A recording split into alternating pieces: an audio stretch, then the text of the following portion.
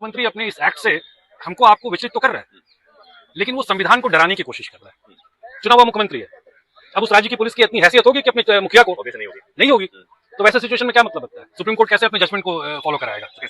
Supreme court को कायदे से स्वतः संज्ञान लेना चाहिए, बिल्कुल स्वतः संज्ञान लेना चाहिए और इंश्योर करना चाहिए कि इस मुल्क में फिर कोई दूसरा कॉन्स्टिट्यूशनल फंक्शनरी, बस एक एग्जाम्पल की जरूरत है, बस one time this court has to set an example and I am telling you, ये कॉन्स्टिट्यूशनल फंक्शनरीज, इनकी अंतरात्मा कांप जाएगी। अगली बार इस टाइप के किसी भी मिस एंडेवर में इन्वॉल्व होने के पहले ये 50,000 बार सोचेंगे। तो ये सुप्रीम कोर्ट में लग गई हेमंता बिस्वा शर्मा की क्लास। जी हाँ दोस्तों, जिस वक्त का सभी को इंतजार था, इस हेट स्पीच के गंभीर मामले को देखते हुए सबकी निगाहें सुप्रीम कोर्ट की तरफ थी। तो अब दोस्तों इसकी भी शुरुआत हो गई है। पूरा मामला मैं आपको बताऊंगी इस वीडियो में, कैसे सुप्रीम कोर्ट में एक के बाद एक याचिका दाखिल होती जा रही है शर्मा के खिलाफ, मुकदमा तैयार हो रहा है और अब सुप्रीम कोर्ट की तरफ से क्या खबर आई है आपको मैं आज इस वीडियो में बताऊंगी। तो आप कहीं मत जाइएगा, बिल्कुल भी वीडियो को पूरा देखिएगा। नमस्कार, आदाब, आप देख रहे हैं खबर अड्डा और मैं हूं आपके साथ सुम्बुलीरम। दोस्तों वीडियो शुरू करने से पहले एक छोटी सी अपील, आप हमारी आजाद पत्रकारिता को पसंद करते हैं और चाहते हैं कि हम ऐसे ही मुखरता से सत्ता से सवाल करते रहे, गोदी मीडिया का सच आपको बताएं, तो हमें आपसे आर्थिक सपोर्ट की जरूरत है। आप स्क्रीन पर दिए QR कोड या फिर UPI ID के जरिए हमारी मदद कर सकते हैं।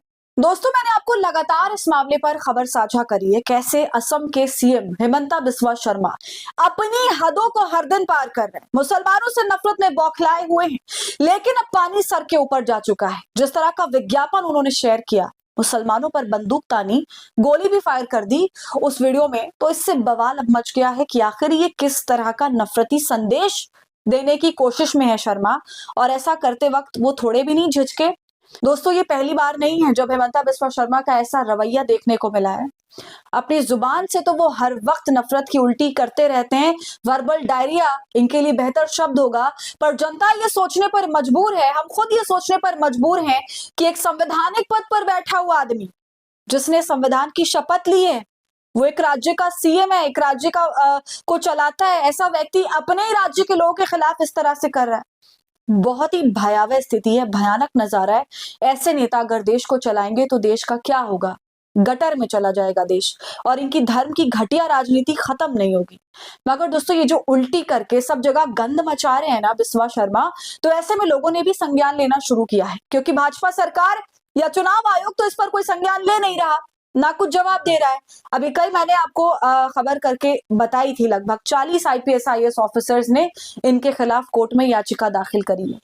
और अब दोस्तों CPIM के नेता ने याचिका दाखिल कर दी सुप्रीम कोर्ट के अंदर। इस पर सख्त टिप्पणी भी आ गई है CJI की। जी हाँ, आगे आपको मैं बताऊंगी कि उन्होंने क्या कहा, मगर इससे पहले आप ये जान लीजिए कि हमारे देश में हेट स्पीच के खिलाफ एक सख्त कानून है, जिसमें साफ तौर से ये कहा जाता है कि आप सीधा प्राथमिकी दर्ज करवा सकते हैं और गिरफ्तार कर सकते हैं। और ये ऐसा मामला है जिसमें बिल्कुल भी देरी नहीं करनी चाहिए, फौरन एक्शन लेना चाहिए और उस पर अमल होना चाहिए, दिखना चाहिए एक्शन हो रहा है। मगर दोस्तों समझने वाली बात है कि जो व्यक्ति इतनी ज्यादा घटिया बयान दे देकर अब तक बचा हुआ है, उसके खिलाफ उसके शहर की पुलिस क्या ही कार्रवाई करेगी?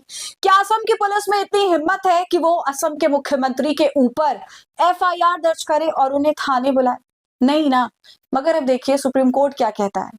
चुनाव का कुछ हिस्सा सुप्रीम कोर्ट में लड़ा जाता है। हेमंत बिस्वा शर्मा ने वीडियो पर CJI की सख्त टिप्पणी। खबर में अंदर जाएं दोस्तों तो लिखा है, भारत के मुख्य न्यायाधीश सूर्यकांत ने असम के मुख्यमंत्री हेमंता बिस्वा शर्मा के विवादास्पद पॉइंट ब्लैंक शॉट वीडियो के खिलाफ दायर याचिका पर टिप्पणी करते हुए कहा कि जब चुनाव नजदीक आते हैं तो राजनीतिक लड़ाइयां तेजी से देश के सुप्रीम कोर्ट में अपना रास्ता बना लेती हैं।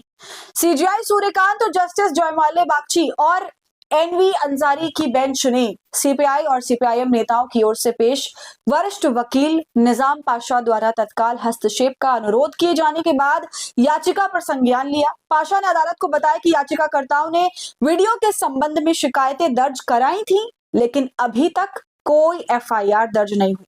अब दोस्तों आपको हैरानी की बात बताती हूँ कि इस मामले पर कई शिकायतें दर्ज हो गई, बताइए, मगर FIR में अभी तक तब्दील नहीं हुई। हेमंता बिस्वा शर्मा का अभी तक पर्चा नहीं कटा है दोस्तों थाने के अंदर, समझ रहे हैं ना आप? और इस बात को याचिकाकर्ता के वकील ने भी न्यायाधीश के सामने रखा और बताया कि हम असम के मौजूदा CM द्वारा दिए गए आपत्तिजनक भाषणों के संबंध में इस न्यायालय के तत्काल हस्तक्षेप की मांग करते हैं। जिसमें हाल ही में पोस्ट किया गया एक वीडियो भी शामिल है, जिसमें उन्हें एक विशेष समुदाय के सदस्यों पर गोली चलाते हुए दिखाया गया है।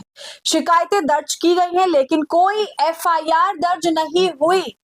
इस अनुरोध का जवाब देते हुए दोस्तों मुख्य न्यायाधीश ने टिप्पणी करी, और इस तरह की याचिकाएं अक्सर चुनाव के मौसम के साथ मेल खाती हैं। और उन्होंने कहा, समस्या यह है कि चुनाव आते ही चुनाव का कुछ हिस्सा सुप्रीम कोर्ट में लड़ा जाता है। यही समस्या है, हम इसका पता लगाएंगे और तारीख बताएंगे।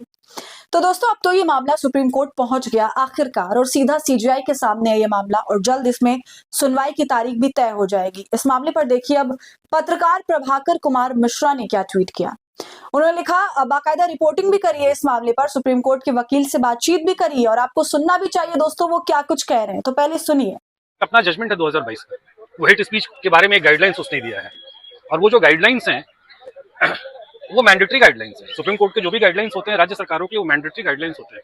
सुप्रीम कोर्ट ने राज्य सरकारों को कहा है कि अगर हेट स्पीच का मसला कभी भी आता है तो आपको कायदे से त्वरित एफआईआर करना पड़ेगा। कोई एफआईआर दर्ज कीजिए और प्रिवेंटिव एक्शन लीजिए, जो must be converted into punitive action. सिर्फ प्रिवेंटिव नहीं, रोकना नहीं है, वो इंश्योर भी करना है कि पनिशमेंट हो। अब यहाँ पे बड़ी बिजारी स्थिति है, चुना हुआ मुख्यमंत्री है, अब उस राज्य की पुलिस की इतनी हैसियत होगी कि अपने मुखिया को नहीं होगी। तो वैसे सिचुएशन में क्या मतलब बनता है? सुप्रीम कोर्ट कैसे अपने जजमेंट को फॉलो कराएगा? तो कैसे करेगा? सुप्रीम कोर्ट को कायदे से स्वतः संज्ञान लेना चाहिए, बिल्कुल स्वतः संज्ञान लेना चाहिए, और इंश्योर करना चाहिए कि इस मुल्क में फिर कोई दूसरा कॉन्स्टिट्यूशनल फंक्शनरी, बस एक एग्जाम्पल की जरूरत है, बस one time this court has to set an example, and I am telling you, ये कॉन्स्टिट्यूशनल फंक्शनरीज, इनकी अंतरात्मा कांप जाएगी। अगली बार इस टाइप के किसी भी मिस एंडेवर में इन्वॉल्व होने के पहले ये 50,000 बार सोचेंगे। सुना आपने, सुप्रीम कोर्ट के वकील ने ये साफ कह दिया कि सुप्रीम कोर्ट को सुओ मोटो लेना चाहिए, यानी स्वतः संज्ञान लेना चाहिए, खुद से इस मामले में हस्तक्षेप करना चाहिए, क्योंकि मामला बहुत आगे बढ़ चुका है और इस पर चुप्पी साधी नहीं जा सकती। तो दोस्तों अब आप बताइए कि आपका इस पूरे मामले पर क्या कहना है। अपनी राय आप हमें कमेंट करके जरूर बताइए, आखिरकार क्या होगा, कमेंट कर बताएं। वीडियो को लाइक और शेयर करें, खबर अड्डा को यूट्यूब पर सब्सक्राइब कर लें।